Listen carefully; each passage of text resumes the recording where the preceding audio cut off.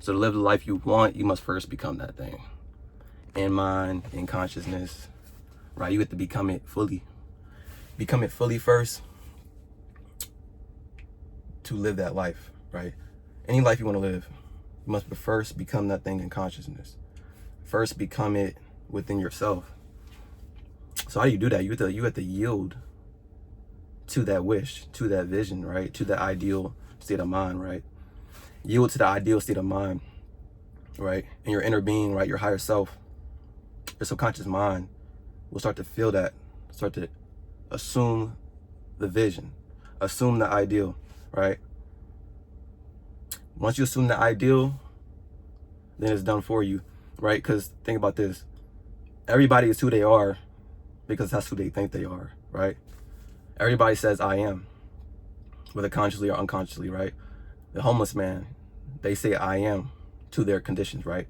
The billionaire, they say I am to their conditions, right? And in between, right? Different varieties or varieties in between. Different poles, right? That's the duality in life. But to become that thing, you must first become in consciousness. And that's kind of some of the hardest thing to do, right? That's probably one of the hardest things to do. Because we're taught that you have to make the external world move to first become that thing, right? Right? Say you want to be, I don't know, a multimillionaire. Say you want $10 million, right? Most people will say, I'm not a multimillionaire until I get it in the physical, right? Until they see it, the digits on their screen. They're not going to assume that they have that money until they have it in the physical reality. But it's quite the opposite, right?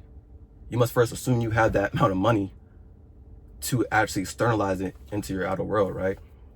Just like with any invention, you have to first internalize it, right? Think of it within your mind, your mind's eye, before it externalizes in your life, before you can make the invention real, right? Because everything is real in the imagination. Everything is real in your head. Well, I'll say it like this. Everything is real in the spiritual world, right? It's only in the physical world where it appears that everything is not real. But since we live in eternity, that means all things exist. So when you see a movie like Star Wars, or I don't know, like, yeah, Star Wars, Lord of the Rings, all that fantasy type stuff, right? All that stuff exists, right? All that stuff exists somewhere out there in the universe, right? Because how could it not exist? Everything is real. That's why they show it to you. They show it to you and they call it fantasy. They call it fantasy, or they call it science fiction. But really, there is no such thing as science fiction. There is no such thing as fantasy. There's no such thing as like, oh, that's only your imagination, right? Because all things exist in imagination, right? So if you can assume it is real, the subconscious mind, right, will start to pick up on that. In some way, somehow, it's going to manifest it or externalize it into your world, into the physical. Because the physical is just a representation of the spiritual world, right? Right? Your physical reality is just a representation of your vibrational reality. That's how it works. We're not really taught this. But when you can really understand that, right, you will start to yield to your vibration, yield to your spirit, yield to your inner self, higher self, what do you want to call it, subconscious mind. Because it takes care of all things for you, right? Whenever you want something in life, it's done. It sets up the path, the journey, the bridge of incidents, whatever you want to call it, right, to bring you across that or to that destination. That's the fun of life. That's the beauty of it, right? That's the satisfaction part of life. That's why we come here, to really remember who we are, and to manipulate our to manipulate our vibration, and to manipulate our energy, to be that which we want to see in the world, right? First seek ye the kingdom of heaven, all things should be added unto you, right? Do not conform to the patterns of this world, but be renewed in the spirit of the mind. Then you see what God's will is, his good, pleasing, perfect will. Because God, all God is just energy. It's a frequency, it's love, vibration. That's all it is. And in that feeling of love, you have everything, right? Everything's done for you. You have that feeling of expectancy, that feeling of completion, fulfillment, peace, right? Happiness. And that's how it works. Remember, we're all energy. Everything's all energy. Our bodies, these human bodies, split perfectly down the middle, right? Perfectly symmetrical.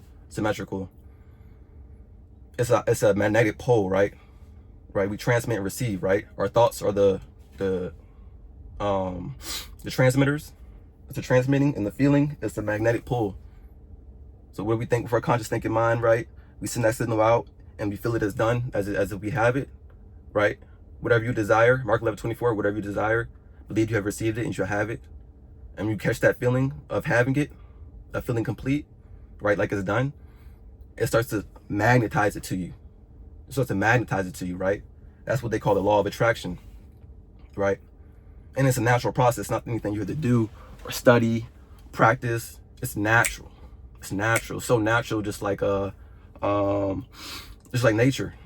That's what natural means. That's what nature is. Natural, right? When a species reproduces, it's natural. It happens naturally, right? So anything you want in life, it happens naturally, right? All you have to do is align your vibration to match that which you want. That's the key of life. That's what life's about. It's to align your vibration energetically to that which you want to see in your world, right? Because remember, God can become excuse me, I can't talk. God became man so man can become God, right? But what does God do? God calls things that are not seen as though they are seen, and the unseen becomes seen. That's what God does. But we are God, right? Everyone is God. Everything is God. It's up to us. He gave us the power. She gave us the power, right? To choose, right? It says, I kill, I make alive, I wound, I heal. I do all these things, but nothing can deliver out of my hand, right? That's the beauty in life. We have the option to choose good or evil, blessing or cursing, right? And to mold this world in our favor, right? With the kingdom of love, with the kingdom of heaven. But that's it for today.